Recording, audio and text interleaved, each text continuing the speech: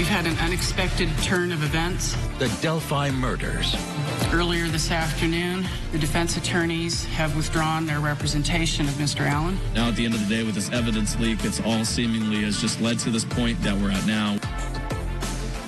Family members waited for hours. The cameras were rolling, and then Judge Fran Gall announced a surprise in the Delphi murders case. All I could do and pray for my children. It was one of the craziest experiences that I've experienced. Following lots of developing stories for you here on 21Alive News at 6. Thank you for choosing us tonight. I'm Brian McElhatton. And I'm Krista Miller. Our two top stories tonight encompass a violent 24 hours across 21 countries. We have team coverage tonight. Our 21 Investigates reporter Carly Van Cleve is learning more about a deadly shooting during a memorial service for a homicide victim. And 21 Investigates anchor and reporter Angelica Pickens teamed with Taylor Williams for the latest from Kendallville, where police were in a shootout and standoff with a suspect for 11 hours. When 21 Investigates, it was just sickening.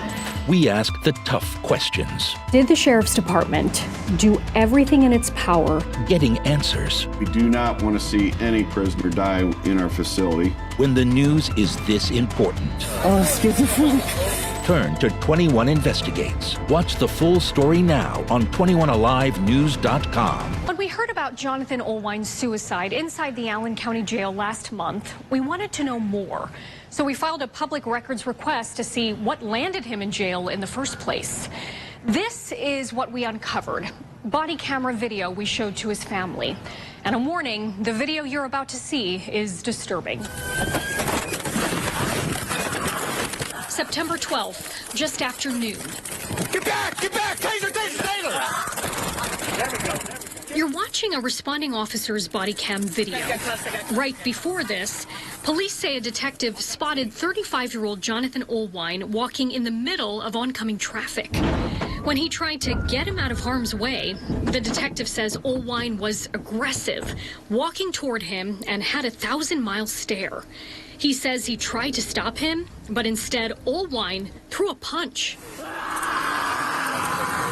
Relax, relax, man. You're going to get the taser again. Just over a month later, Olwine would wind up dead by suicide. We showed the video, obtained by 21 Investigates, to Olwine's ex-wife, Tricia. He's clearly in psychosis. She says her ex was diagnosed with schizophrenia. He wound up in prison after burning down the family's home in 2019 and was released this past summer. Tricia says she's had to keep her distance to protect their two children. It took our home burning down in order for him to get help. Help, she says he clearly needed the day he was arrested downtown. During the arrest, you can hear Olwine tell officers about his mental state. They shouldn't have taunted him. This close to getting on cops, I think. They should have called the crisis team. They should have listened when he said, I'm a schizophrenic. But 21 Investigates has learned the Fort Wayne Police Department doesn't have a crisis intervention team. It was disbanded in 2018.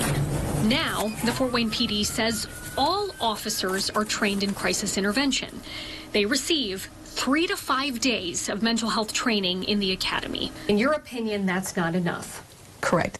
Lisa Ganaway's son was a schizophrenic and died from sepsis in a North Carolina jail.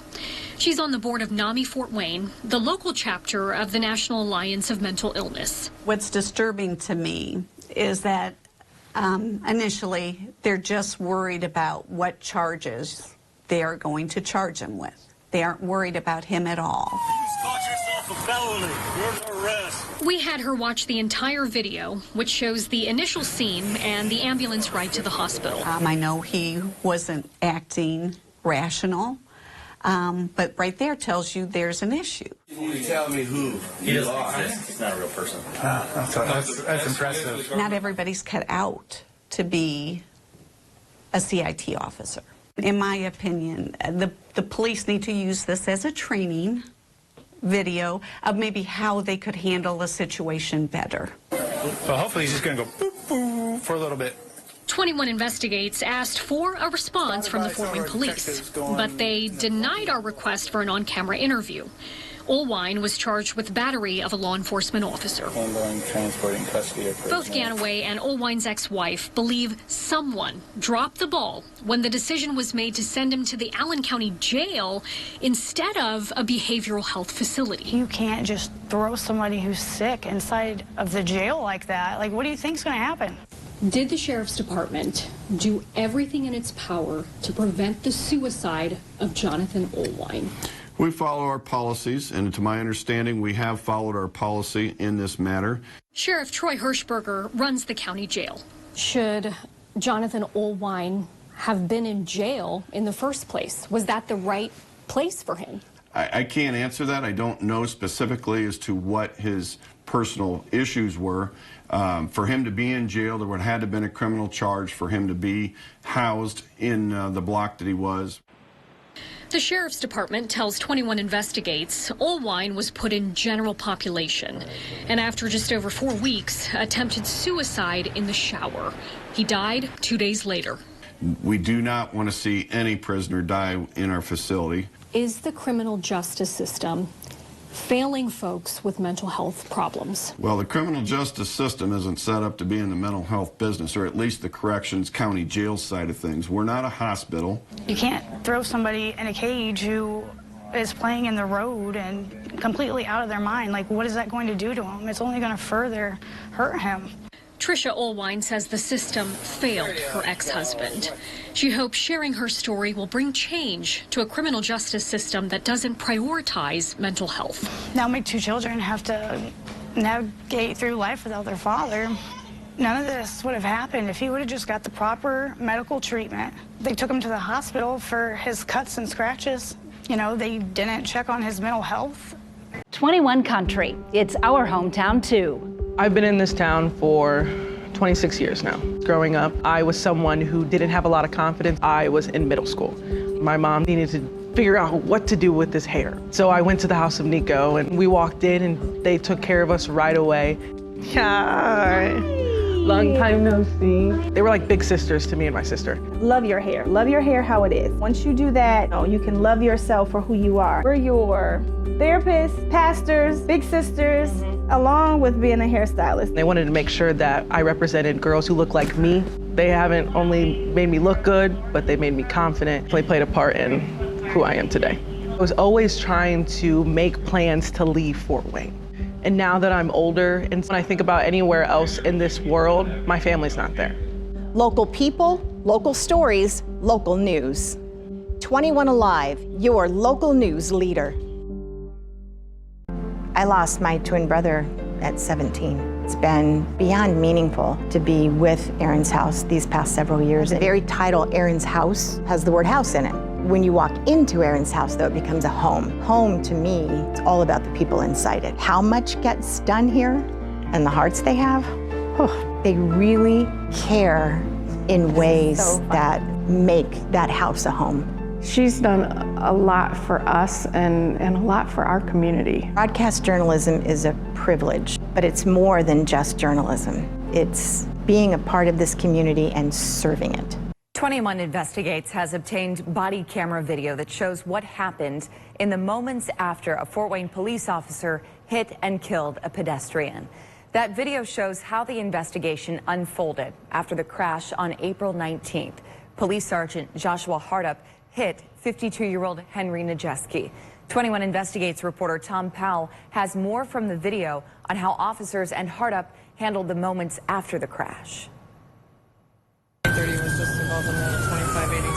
In this body cam video obtained by 21 Investigates, you can see Fort Wayne Police Sergeant Joshua Hardup helping attorney Henry Najeski until paramedics took over. He flew about 25 feet. The investigation showed Najeski, a downtown attorney, had the right-of-way to cross Main Street when Hardup hit him as he was making a turn. Hardup was driving his police-issued truck. Najeski later died from his injuries. The situation a first for many of the officers responding, now in a position to investigate a serious crash involving one of their own. That's fine. This is a first for me, so I'm not. Yeah, exactly. I was like, it's uncharted water here. Shooter! Shooter! Shooter! Get out! Get out! When the news impacts you, stay in the know with 21Alive News Now. Reports in our first looks at some storm damage. In-depth coverage as it's happening. We have a breaking news situation. Fire has broken out. They came outside now and said that there's fire throughout the building. Delivered on every platform. When the seconds count and you need news now, turn to your local news leader, 21Alive. So let me show this to you right now and describe what's happening. We don't know who these men are. There you saw a gun brandished, what appears to be blood on the floor. You see here a security officer with the mall, presumably, and an officer with the Fort Wayne Police Department again. You see two other men in this video. We do not know who these men are. Now, we can tell you that this happened near the fountain, near one of the anchor stores, the JCPenney store. As you know, probably the main entrance to JCPenney's is along Coldwater Road. So presumably this is that entrance to the mall just down from the fountain and the main entrance interior to JCPenney. Again, you see some action taken by Fort Wayne Police who just came into that entrance. We've issued a first alert weather day for tomorrow. You may have heard of 21Alive's first alert weather warning, but what makes a first alert different? It's a combination of current weather trends, past weather trends, live radar imaging, advanced prediction algorithms, and over 50 years of combined weather experience. But for you, it's as simple as staying one step ahead. 21Alive First Alert Weather. Know first. They can sometimes produce very rapid, very quick spin-ups and then straighten and flatten out. That's kind of the good and the bad news, is that these aren't typically long-lasting, but you don't need a long-lasting tornado to cause some major issues. If you do not have a basement, and particularly if you are on the central part of Fort Wayne, southeast side, again, right along Meyer Road, headed towards New Haven, if you don't have a basement, the next best place is an interior hallway or a closet. Liz, tell us, what are you seeing right now for those who might just be joining us? Yeah, hey, good morning, Tyler. Well, I first want to tell you it's really that 37 corridor from northeast Fort Wayne all the way through to Hicksville, Ohio, that has been the highlight for any really bad damage across our area. Several portions of 37 have been closed because of power lines down on the roads, large old trees down on the roads causing people to have to work around some of that. And you can see a lot of property damage early this morning. This is another family farm. We are on Filmer Road. This is right off of Harlan. Watch out, we're starting to see some ice on the road. So stay home if possible. And there's a winter weather advisory in place. Make sure to stay up to date with all things weather with the First Alert Weather app. We have team coverage for you on this afternoon on the winter system. Meteorologist Chris Daniels is in studio. Meteorologist Caleb Saylor is out in Storm Tracker 21 giving us the latest on road conditions. And our Tyler Brummett is out and about with INDOT plows showing us what areas have been cleared so far. When winter weather hits, the heaviest snow to fall primarily south and east of Fort Wayne. 21Alive's First Alert Weather warned you days in advance. As it moves northbound into colder air, it will go back to snow. This is going to be mainly a snow event. Keeping you and your family safe and informed. It's going to be the areas that we see the snow stick to them first. Always tracking. The intensity of snow bands. System wraps up after about 4 or 5 p.m. Always keeping you one step ahead. That's the 21Alive First Alert promise. Here's what it looks like from our rooftop view here on Storm Tracker. You can see snowy, slushy mess. Roads are slick. This is your hydraulic fluid here. You always want to check what level it's at. Officials with INDOT say safety is always top of mind. 2801. And that's basically a radio check, basically letting them know that you're okay. And as Bruce wraps up a long day, his work with this winter storm is not finished yet. Go home, get some rest, and come back, get ready, start your day at night again. I love being close to my family, and I love being involved in the community. So I went to school downtown, St. Paul's Lutheran School and Church. It's my church. I got married in that church. I'm still a member. Mr. Marinko! Julian, how are you? Yeah, so Mr. Marinko was my 4th grade teacher. We still have that connection. You get drawn back to it, and you get drawn back because of the people who are here. I just remember you being a leader. Like even the announcements, I don't think you could go anywhere without seeing you in the building. Growing up, as much as you think your hometown isn't that important or it doesn't shape you, it does. And when you come back, you just appreciate it more. We need to get information for the people that are here. The reason I know that that's so important is because I grew up here. So when something happens at the local grocery store, well, my mom and dad go to that grocery store. It's even that much more important for me to get them the information, and it's our job to get it to them. Local people, local stories, local news. 21 Alive, your local news leader. As we continue to watch the procession, Tom Powell here in the 21 Alive newsroom, bringing you live streaming coverage via 21 Alive News Now, giving us really the ability to go live at any time of day. And we're bringing you live coverage of the procession honoring Master Trooper Bailey. We begin with breaking news this morning. Police in Kendallville are asking people to stay away from the area of State Road 3 and Drake Road as they deal with an ongoing standoff.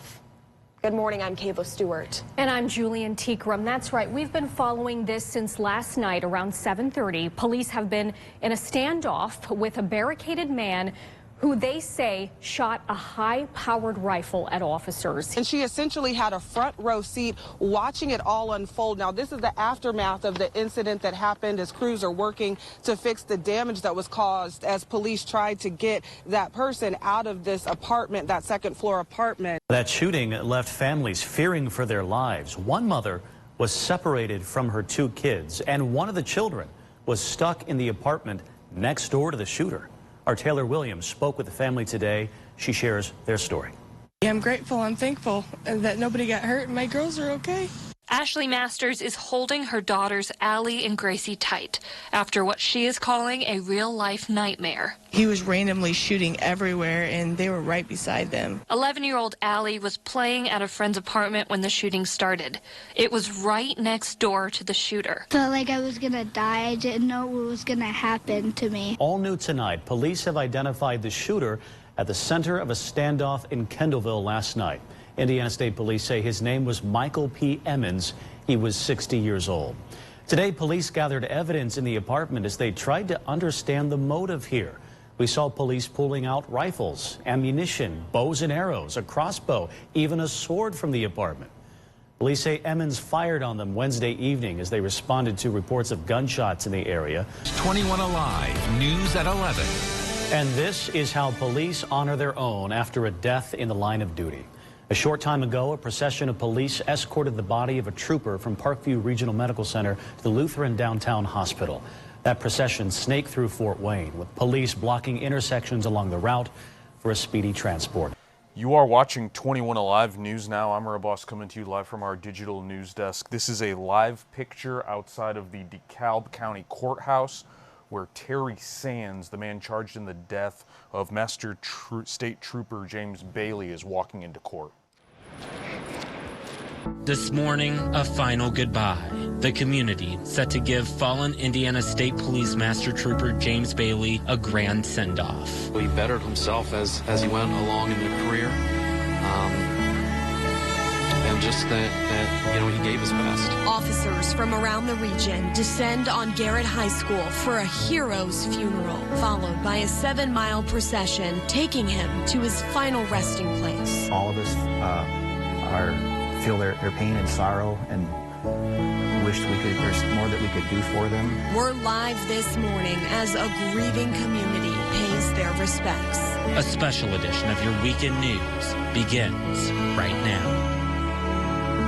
Good morning and thank you for joining us for this special edition of 21 Alive Morning News. I'm Kayla Stewart. And I'm Tyler Brummett, live this morning at Garrett High School. You can see emergency vehicles surrounding that front entrance because Fort Wayne police tell us just after 11, someone was stabbed, and witnesses say it took place inside the store there at the Kroger. We talked with Fort Wayne police dispatchers. I just got off the phone just a little bit ago, and they tell us one person is in critical condition after being stabbed. Again, this is the Kroger on Bluffton in Waynedale. Witnesses tell us they were inside. One person told us that witness saw everything that happened. It was chaotic, as you can imagine. And people in charge at the store told all the customers who were inside at the time, leave your carts, everyone, and please exit. Get out of the store. It was very chaotic initially. I mean, we're getting conflicting reports of a possible shooting, then a possible stabbing, and you know, we weren't really sure what was going on. We're getting a lot of streams of information because obviously it's noon and it's the middle of the day, so people are out and about. She was taken too quickly. She was taken too quickly from us. It can't be her. It cannot be her because she was always telling me, Mija, Mija, Mija. It's not fair. It's not fair.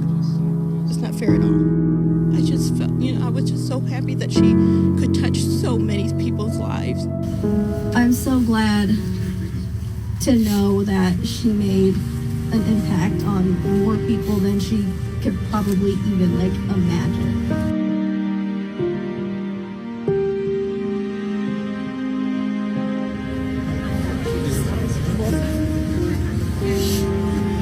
I know she's crying because she cried over everything. Happy, sad, anything, everything. She really loved people. She really loved working here, and she really loved her coworkers. I keep hearing that everyone remember her smile every time you walked in and every time you left Kroger's. And that was the same smile that we saw every day, leaving for school, leaving for work, or when she'd come visit us wherever we were around the U.S. Thank you all for being here tonight, and we truly appreciate your support. And all we can say wish for is justice for the situation at hand. And all we can do is wait to make sure everything goes the right way as it should.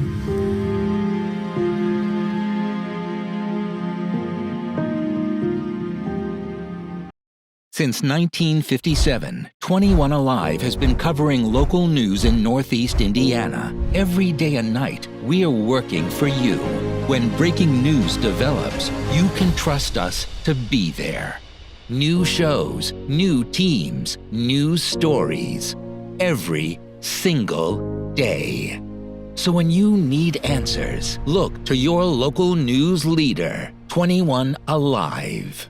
And our 21 Investigates team has learned an investigation is underway by the Indiana District of the Lutheran Church.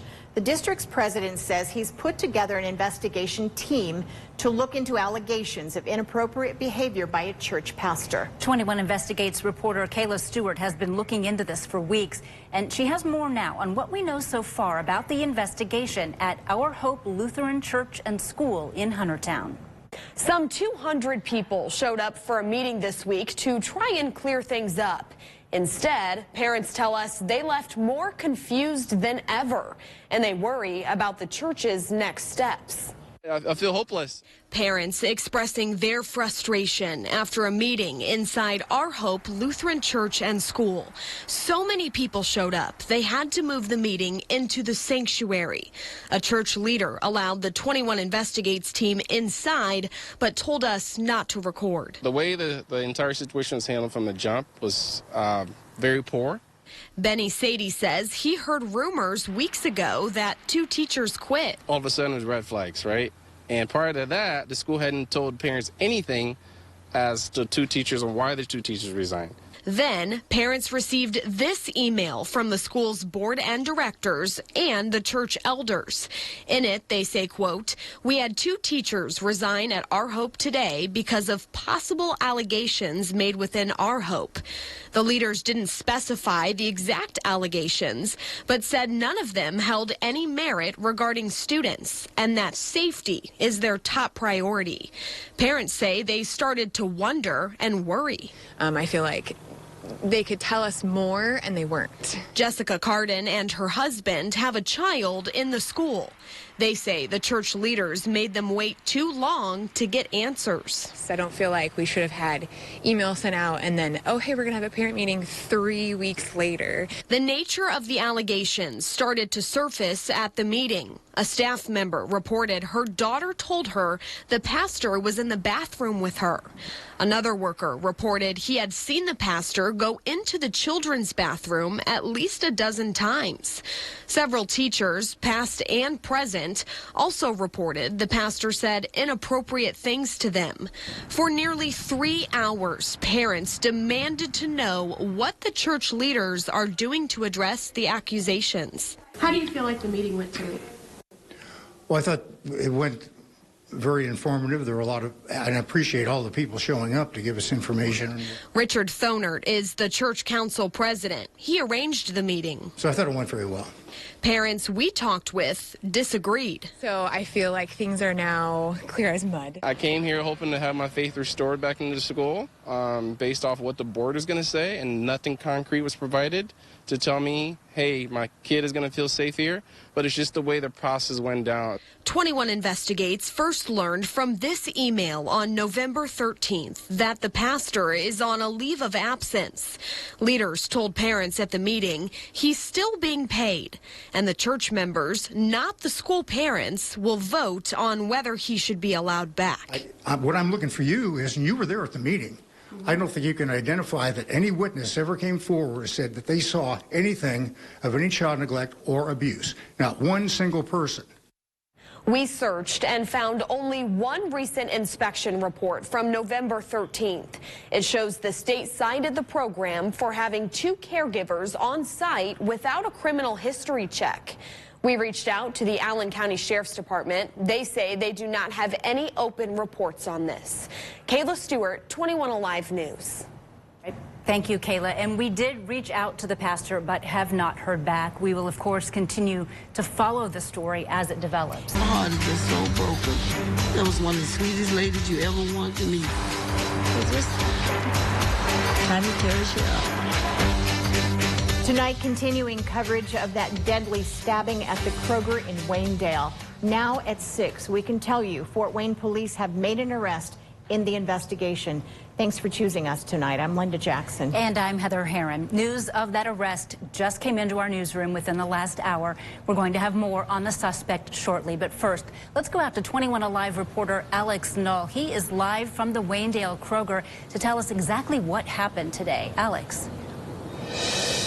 Yeah, Heather and Linda, officers were called to the Kroger here on Bluffton Road just around 11 a.m. earlier this morning on reports of a stabbing. Now, as for what we know so far, a witness tells us the incident happened inside the store at the self-checkout line. Police say there was a disturbance involving the suspect, a female cashier, and store management earlier in the day. They say the suspect left the store and later returned, stabbing the cashier. Police say the woman was taken to an area hospital where she was pronounced dead. No, this doesn't appear like it was random, like the disturbance. It's just almost appears like it was, I don't want to say retaliatory, but whatever happened, whatever took place earlier, it was targeted. So just take the second one. Now, I kind of want to show what's been growing, the memorial that's been growing here outside of the Waynedale Kroger. Now, we've had more and more families showing up, even just within the last half an hour, leaving more flowers, candles, stuffed animals, and just sort of growing this memorial for that cashier who lost her life earlier today, as the community mourns the loss of that life. Again, police tell us that an arrest has been made. More on that in just a moment in the newscast. Officers also tell us that there is no ongoing threat to the public, and as for the Kroger, officials with the Kroger tell us it will remain closed until the investigation is through. Heather and Linda. Alex, we sure appreciate the updated information. The Waynedale community is reacting to today's news with anger and disbelief, so many emotions, frankly. Many of you have posted comments on the 21Alive Facebook page. Joni writes, Waynedale is a family. Most of us who have grown up there our whole lives know each other well and are family to each other. So heartbroken and devastated for her family, friends, and co-workers. We also heard from Greg, who said, I am shocked, praying for her friends and family. We have shopped at that Kroger for 30 years. The workers and fellow shoppers have always been friendly and kind. And with this happening at a popular grocery store, so many people are shocked by it. Police have not yet officially released the name of the victim, but employees and customers told our Taylor Williams that she was beloved by all. Taylor? And she really was. Today's stabbing was a surprise for those I spoke with. Many were too heartbroken to go on camera, but they had nothing but kind words about the employee. It just shouldn't be this way. Shoppers in disbelief arriving to find this scene after stabbing inside the Waynedale Kroger left one woman dead. This is happening too much. Police have not released the name of the woman who died Thursday, but told us she was a longtime employee with customers who adored her. Because I really love that lady. You just kind of grow to love people that treat you nice. Shoppers say she greeted everyone with a smile and was always there to help. One customer drove to Kroger after learning of her death, wanting to pay their respects. She was always nice to me. My heart is just so broken. That was one of the sweetest ladies you ever wanted to meet. I'm so sorry to hear that.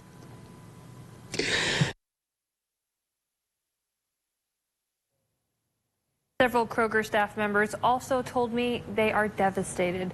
While they aren't sure if or when they would go back, one thing they did know, it wouldn't be the same without her. Taylor Williams, 21Alive News. All right, thank you, Taylor. We continue our coverage now on the suspect. He has been identified as 30-year-old Jamard Lewis. Yes, his mugshot was just released just in the last couple minutes. Police tell us they took him into custody within 4 hours of the stabbing that took place earlier today at the Kroger. Online records show he does have a criminal history. 21Alive evening anchor Amr Abbas joins us live now with what our 21 Investigates team has found. Yeah, Linda, Heather, I got a hold of a court document, an affidavit for probable cause. I'm going to put it on the screen here and show you guys what this individual was sentenced to in the past. It's opening day. Join 21Alive as we kick off the spring baseball season with our Fort Wayne Tin Caps. Live coverage all day from the stadium. The best eats, the best hits from the best team. 21Alive and the Fort Wayne Tin Caps special coverage all day opening day this Tuesday. Then don't miss a hit as the Tin Caps take on the Lake County Captains live on MyTV Fort Wayne starting at 6:30. 21Alive and the Tin Caps. Now that's a home run. 21Alive, delivering holiday cheer from every corner of 21 country. From turkey rally. The community is showing up right now. 626 families that may have not otherwise gotten a holiday meal. To Christmas on Broadway. Merry Christmas, everybody! Yeah, this is our community. We get to live here. Caring for our community and celebrating alongside you.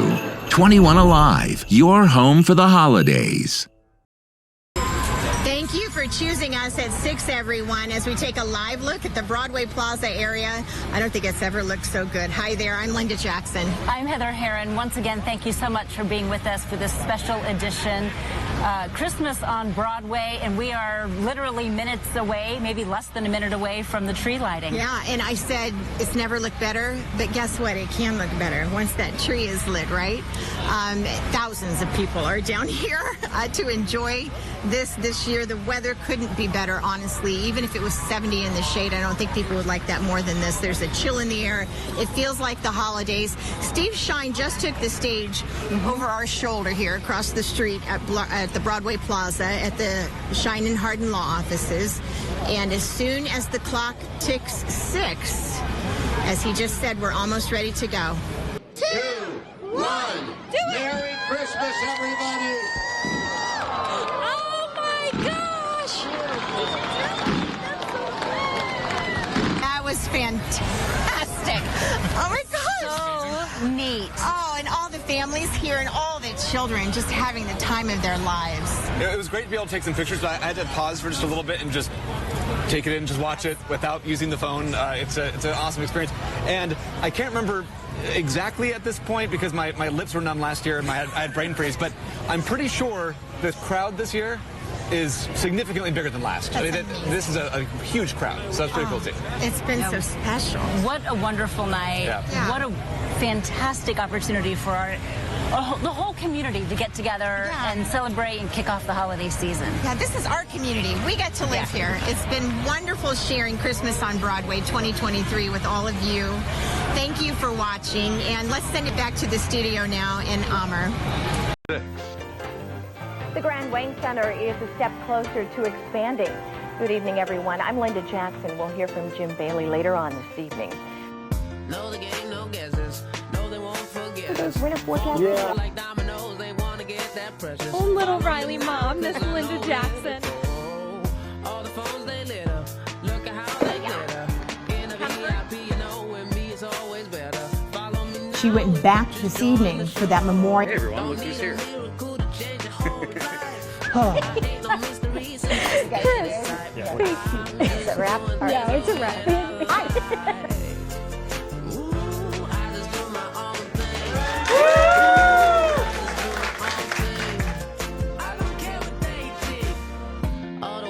Pressure. No, my taste is special. When the light goes, let the night go, light the highs forever. Follow me, cause I know where we're going. Bag your phone, no pictures.